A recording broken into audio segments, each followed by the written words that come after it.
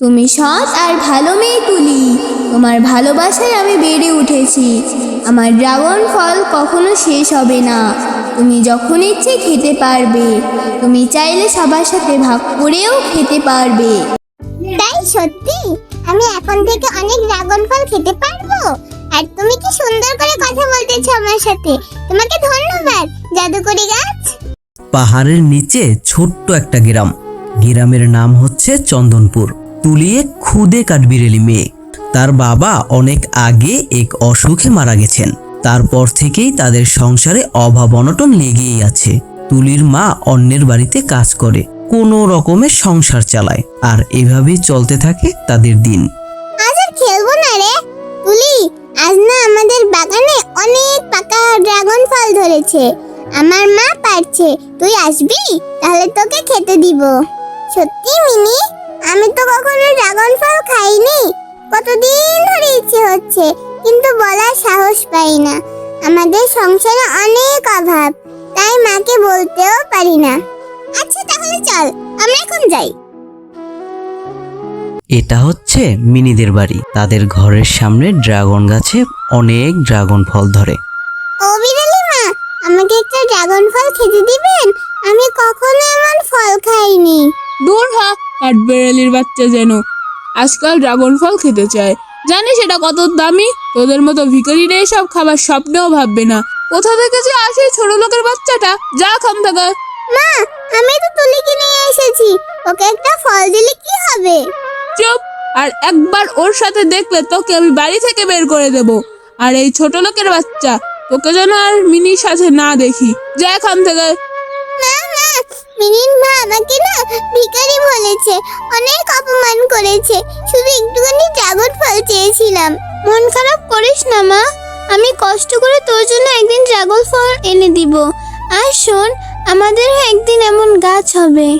না মা, আর কখনো ড্রাগন ফল খেতে যাবো না। তুলি, তুই রাগ করিস না। আমি তোর জন্য একটা ড্রাগন গাছের চারা নিয়ে আসতেছি। মা এখন ঘরে নেই, তুই দাঁড়া, আমি এখনই আসতেছি।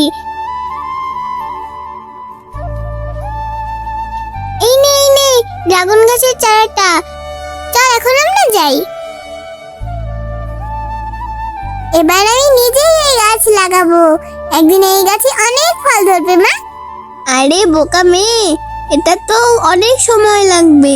যখন হবে তখন খাবি। এভাবে সময় চলে যেতে থাকে, আর ড্রাগন ফল গাছে ধীরে ধীরে ফল ধরতে থাকে।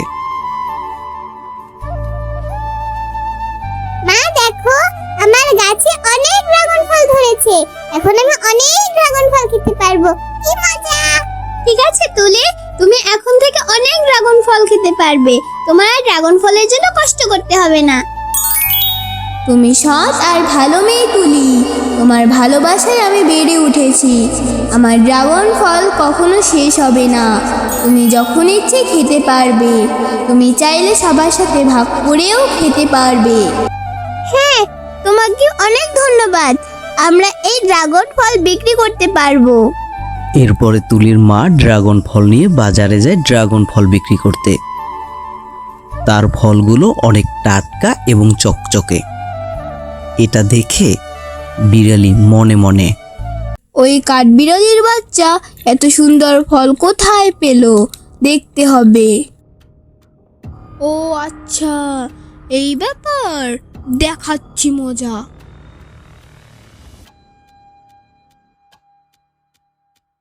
তুমি অন্যায় করেছো, অপমান করেছো ছোট্ট তুলিকে।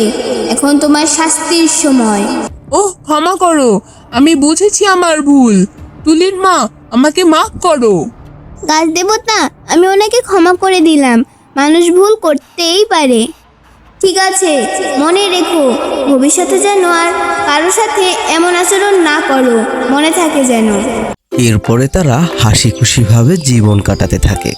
তাদের মধ্যে আর কোনো বিভেদ থাকে না। বন্ধুরা, গল্পটি যদি ভালো লেগে থাকে তাহলে লাইক আর কমেন্ট করতে ভুলবেন না। এমন আরো গল্প পেতে চ্যানেলটিকে সাবস্ক্রাইব করবেন। ধন্যবাদ।